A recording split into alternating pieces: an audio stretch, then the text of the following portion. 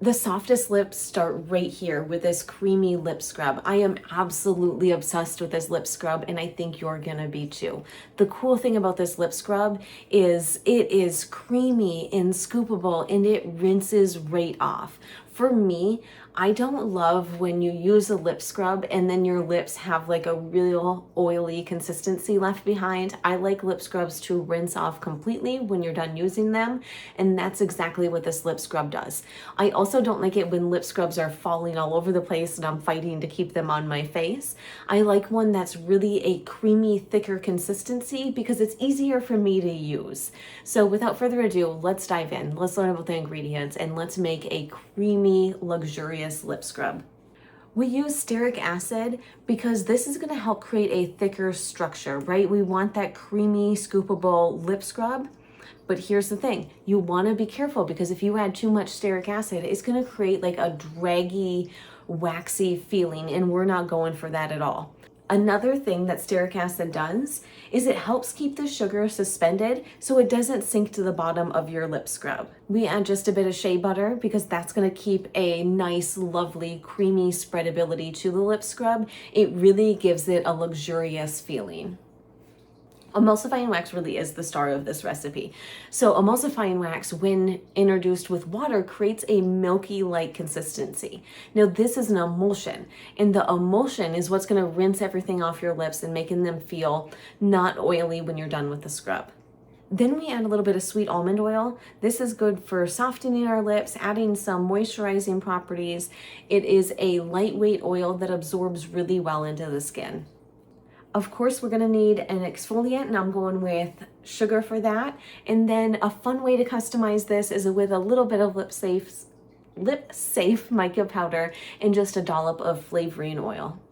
In a heat safe container, we're gonna add our sweet almond oil,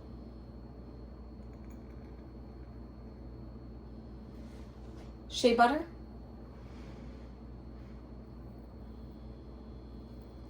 hope it's kind of stuck in there.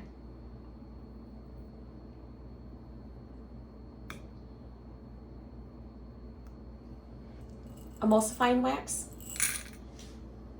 and stearic acid. Go ahead and grab a saucepan with a little bit of water and a silicone mat, and we're going to pop our oil mixture on here, and we're going to heat this up, and then we're going to place this on a stovetop that is on a medium heat. So while this is on the double boiler, you're going to want to make sure that you come through and you give it a really good mix while it's heating up, just to make sure that everything is melting at the same rate so we don't overheat anything. Once it's fully melted, go ahead, remove your butters and oils from the double boiler. Make sure that you come in with a washcloth and wipe the outside of the container so we don't have any water that might get on the inside. So what we want to do is we want to get this to cool down a little bit, especially with shea butter. I don't like to have it cool down on its own. So what I like to do is go ahead and grab an ice water bath, which is just literally ice cubes and some water in a bowl. And we're going to start mixing our melted butters in here. Now the reason why we're doing this is just to cool it down a little bit quicker.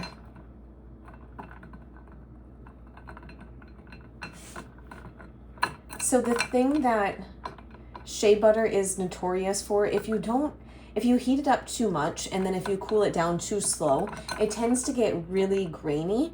That's why whenever I'm working with shea butter, I try to cool everything down as quick as I can. Now that I got a spatula that can actually scrape the bottom, I'm gonna come in, get all of that scraped up.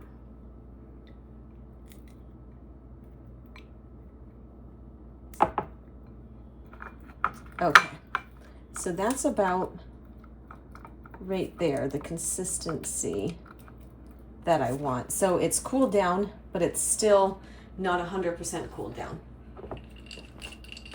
To this, we're going to go ahead and add our vitamin E oil.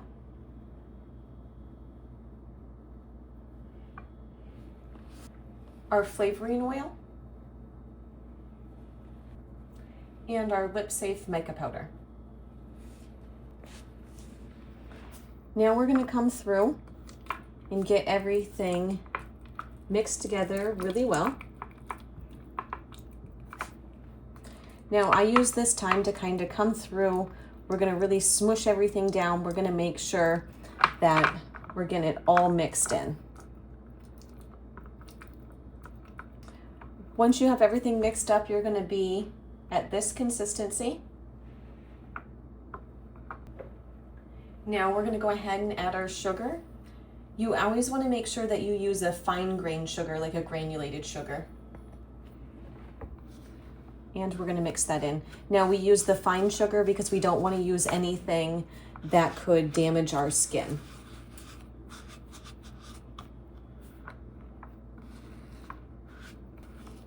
Now I don't really know how to explain how I mix it in, other than with sugar I find that kind of like smushing it down is the best way to get it all the way mixed in.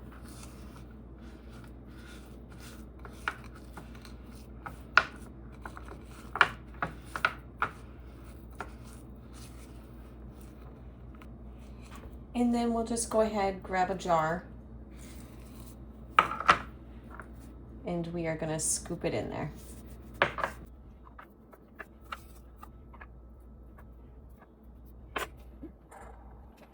And I want to fit as much as I can in here, so I'm coming through, smushing it down.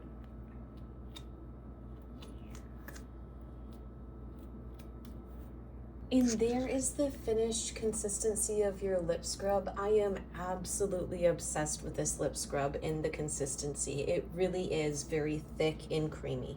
It occurred to me that I have never did a lip scrub before on camera because I was trying to find a spot to record it. So I found this little corner of my bathroom where I had a mirror and I could put the camera. So to use your lip scrub, you're just gonna get a wee little bit of lip scrub. We're gonna put it on our lips and we're gonna exfoliate in, typically you do it in circle motions. It's a little bit harder on your lips, so I tend to go back and forth.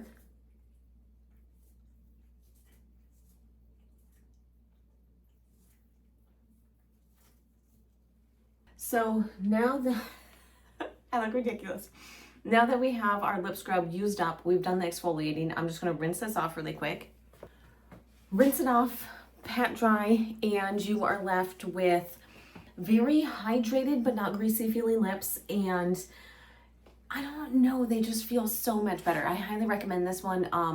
I love a lip scrub that feels amazing on my lips. I know exactly what's in it, and I don't think I'm supposed to say this, but this one actually doesn't taste bad. I really hope you enjoyed the video. I hope you enjoyed making and using your creamy lip scrub as much as I did. If you haven't done so already, be sure you hit the like and subscribe button down below. Don't forget, I do put a link to my website, which is summerrain.website, where I give you substitutes for this, right? So if you don't have one of the ingredients, or if you want to swap something out, I do provide a list of substitutions on my website, and that is available at summerrain.website, and I'll put the link down in the description box down below.